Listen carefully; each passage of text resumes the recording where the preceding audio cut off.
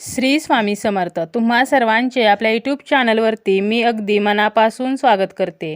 तुमच्या मनातील सर्व चांगल्या इच्छा स्वामी महाराज पूर्ण करोत हीच स्वामींच्या चरणी प्रार्थना करते आणि आजच्या व्हिडिओला सुरुवात करते. आज आहे गुढीपाडवा आणि गुढीपाडवा म्हटलं की 3.5 मुहूर्तांपैकी एक मुहूर्त. दारोदारी आज गुढी जी आहे तर ती उभारली जाते आणि ही गुढी जी आहे तर ती संध्याकाळी सूर्य मावळण्याच्या अगोदर उतरवली सुद्धा जाते. परंतु आपल्या मनामध्ये प्रश्न पडतो की गुढीच्या साहित्याचे काय करावे. तर आजच्या व्हिडिओमध्ये गुढीसाठी आपण जे साहित्य वापरतो त्यामध्ये असते ते म्हणजे वेळूची काठी, काठपदराची साडी, तांब्याचा तांब्या, फुलांचा हार, साखरेची माळ, कडुनिंबाचा ढाळा. तर असं जे साहित्य आहे तर या सर्व साहित्यांचे काय करावे, तसेच गुढी उतरवल्यानंतर आपल्याला लक्ष्मी प्राप्तीसाठी काही उपाय हे सुद्धा करायचे आहेत, ज्यामुळे आपल्याला वर्षभर काहीही कमी पडणार नाही. आपल्या घरामध्ये वर्षभर सुख, शांती, समाधान नांदेल. तर नक्की कोणती गोष्ट आपल्याला गुढी उतरवल्यानंतर करायची आहे तर हे सुद्धा आजच्या व्हिडिओमध्ये आपण पाहणार आहोत. व्हिडिओला सुरुवात करण्या अगोदर तुम्ही जर चॅनलवरती नवीन असाल तर चॅनलला सबस्क्राईब करा आणि जर तुम्हाला हा व्हिडिओ माहितीपूर्ण वाटला तर व्हिडिओला लाईक करा. सर्वात अगोदर म्हणजे पाहूया गुढी कधी उतरवली जाते. तर गुढी ही सूर्यास्त होण्या अगोदर म्हणजे सूर्य मावळण्याच्या अगोदर 5 मिनिटे तरी उतरवावी. गुढी उतरवताना सुद्धा आपल्याला गुढीला गोडाचा नैवेद्य दाखवायचा आहे. तुम्ही अगदी साखरेचा किंवा खडी साखरेचा नैवेद्य दाखवला तरी सुद्धा चालेल. आणि तुम्हाला क्षमा प्रार्थना सुद्धा करायची आहे की जर गुढी उभारताना किंवा गुढीची पूजा करताना तुमच्याकडून काही चूकभूल झाली असेल तर क्षमा असावी. तर असं आपल्याला गुढीसमोर हात जोडून म्हणायचं आहे आणि यानंतर आपल्याला गुढी जी आहे तर ती उतरवायची आहे. गुढी उतरवल्यानंतर गुढीला आपण कडुनिंबाची ढाळी जी आहे तर ती लावत असतो. आरोग्याचे प्रतीक असलेली ही कडुनिंबाची जी ढाळी आहे त्याची जी पाने आहेत तर काय करायचं आहे, यातील तुम्हाला 21 पाने घ्यायची आहेत. 21 पाने घ्यायची आणि यासोबत तुम्ही काही सुट्टी नाणी घेऊ शकता. 1-1 रुपयाची 11 नाणी घेतली किंवा 5 नाणी घेतली तरी सुद्धा चालतील किंवा अगदी 1 नाणं घेतलं तरी चालेल.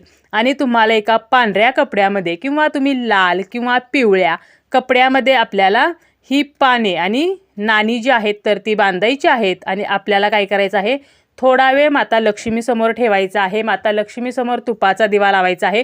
संध्याकाळच्या वेळेला आपण आपल्या देवघरामध्ये दिवा लावतच असतो, परंतु आवर्जून तुपाचा दिवा लावा. आणि एक 5 मिनिटं माता लक्ष्मीसमोर आपल्याला ही पोटली आपण जी तयार केलेली आहे कडुनिंबाची पाने आणि नाण्यांची तर ती ठेवा. माता लक्ष्मीचं स्मरण करा आणि यानंतर तुमची ज्या ठिकाणी तिजोरी आहे किंवा ज्या ठिकाणी तुम्ही पैसे ठेवता, दागिने ठेवता, या ठिकाणी ही पोटली ठेवायची आहे.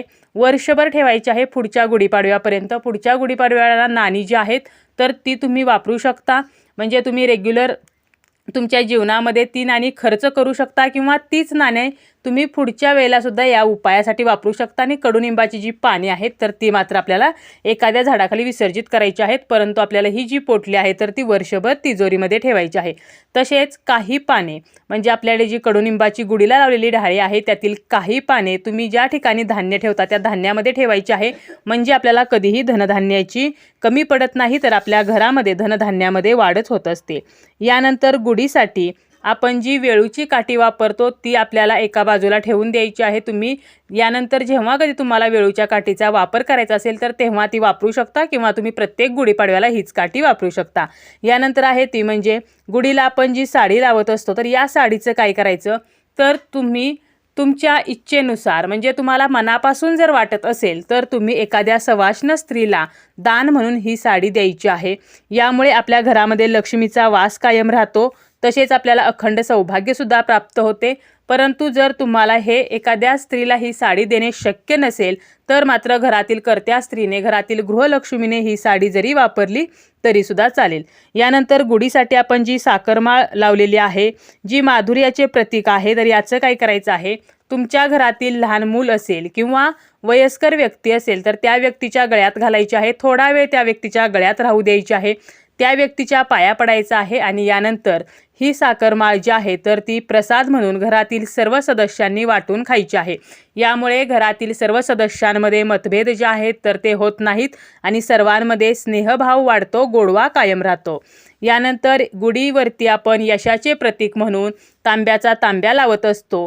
तर या तांब्याचं काय करायचं, तुम्ही स्टीलचा तांब्या जरी घेतला असेल किंवा तांब्याचा घेतला असेल तरी हा तांब्या तुम्हाला गहू किंवा तांदळाने भरून घ्यायचा आहे। यानंतर या गहू किंवा तांदळावरती आपल्याला एक हळकुंड आणि एक नाणे ठेवायचे आहे आणि एखाद्या गरजू व्यक्तीला, एखाद्या गरीब व्यक्तीला हा तांब्या दान स्वरूपात द्यायचा आहे, म्हणजे त्या गव्हासह आपल्याला द्यायचा आहे किंवा तुम्ही एखाद्या मंदिरामध्ये सुद्धा हा तांब्या तेथेच ठेवू शकता।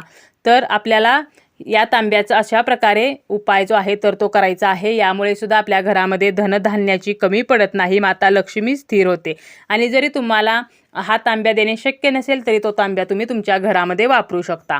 यानंतर आपण गुढीखाली पाट ठेवत असतो, म्हणजे पाटावरती गुढी उभी करत असतो। पाट म्हणजे स्थैर्याचे प्रतीक। तर हा पाट सुद्धा स्वच्छ करून आपल्याला ठेवायचा आहे। गुढीपुढे तुम्ही जो नैवेद्य ठेवलेला आहे तर तो घरातील सर्व सदस्यांनी प्रसाद म्हणून खायचा आहे किंवा तुम्ही गाईला सुद्धा देऊ शकता किंवा पशुपक्ष्यांना जरी दिलात तरी सुद्धा चालेल।